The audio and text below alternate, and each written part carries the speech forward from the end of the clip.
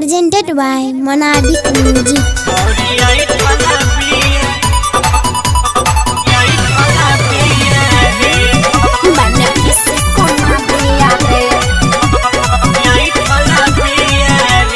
Singing by Gaurav Thakur. ऐसा करने से कुछ नहीं मिलेगा। तोहरो जवानी कैसे खिलेगा? ओहो ऐसा क्यों बोलते अरे हो? भोजपुरिया बनी ना। ऐसा करने से कुछ नहीं मिलेगा। तोहरो जवानी कैसे खिलेगा? पीछा मत करो रे पगला, जिद नहीं धरो, मैंने किसी को ना दिया रे। तो सुन लो भाग में लिखल बाजे करा उहे करा ली। अच्छा ठला बिया रे। चुप रहा।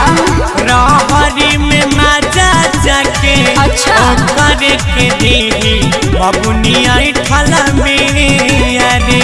दिमाग खराब बका तहार ना हो सुगा छोरिया ठला बिया ठला बिया रे। मैंने किसी को ना दिया रे।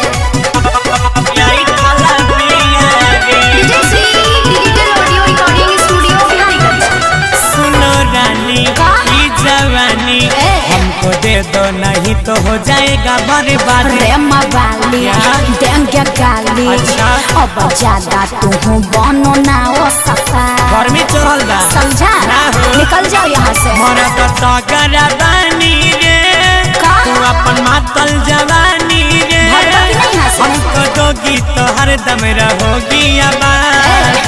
कैसा है तू बंदा साला, सोच तेरा बंदा न बनेगा तू मेरा पिया रे। साचे तो कहतनी का? भाग में लिखल बाजे करा उहे करा ली। छोरिया ठला दिमाग बिया खराब रे। पागल। रहरी में मजा जाके चल हट। वो करे के दी बबुनिया ठला बिया रे। ज्यादा मत बोलो ना तो खुरा जाएगा बुझला। अरे थुरे खातिर दम चाहिए। छोरिया ठला बिया ठला बिया रे। मैंने किसी को ना दिया रे। ठला बिया रे। Presented by Monadic Music. नहीं ऐठो कोरा में बैठो तुझे धीरे धीरे हम प्यार करेगा। कोरा भर के जी भर के अच्छा। तू जवानी से साला खिला बार करेगा। अरे सोना सब जानती हूँ तुम्हारे जैसे लड़कों को। नेक बाटे इरादा हो का? तो हंसे करी ले वादा हो। मुँह देखले बड़ा हम करके बियाह जानी सारी करेगा। मालिक राकेश करब तेरे इन बातों से न माने मेहरा जिया रे। समझे? अरे भाग में लिखल बा अजय के का? उहे तहरा ली।